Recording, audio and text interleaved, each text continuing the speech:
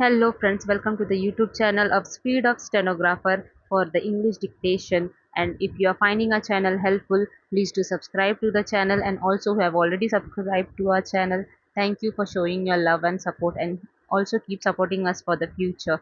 Thank you. While higher growth is a sine qua non, we cannot be oblivious of the fact that there is a large population of this country which is below the poverty line. It is the poor who suffer the most. We have to ensure that our anti poverty programs are well targeted.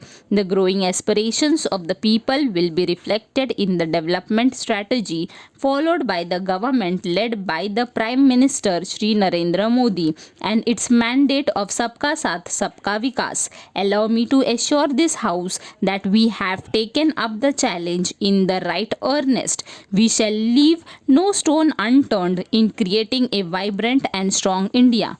The prevailing economic situation presents a great challenge. It calls for a conscious choice to be made by all of us. Should we allow this drift to carry on and watch helplessly? Should we allow our future to suffer because of our indecisiveness? Should we be victims of merry populism or wasteful expenditure? To me, the response and the remedy are both clear.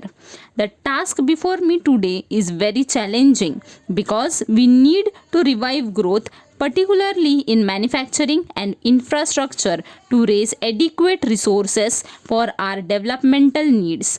On the other hand, the task is simple if we accept the principle that we cannot spend beyond our means. We need to introduce fiscal prudence that will lead to fiscal consolidation and discipline.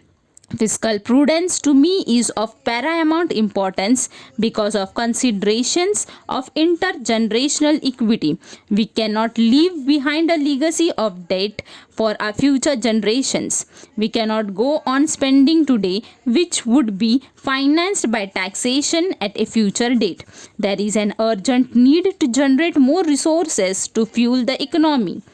For this, the tax to GDP ratio must be improved and non-tax revenues increased. We must remember that the decline in fiscal deficit from 5.7% of GDP in 2011-12 to 4.8% in 2012-13 and 4.5% in 2013-14 was mainly achieved by reduction in expenditure rather than by way of realization of higher revenue.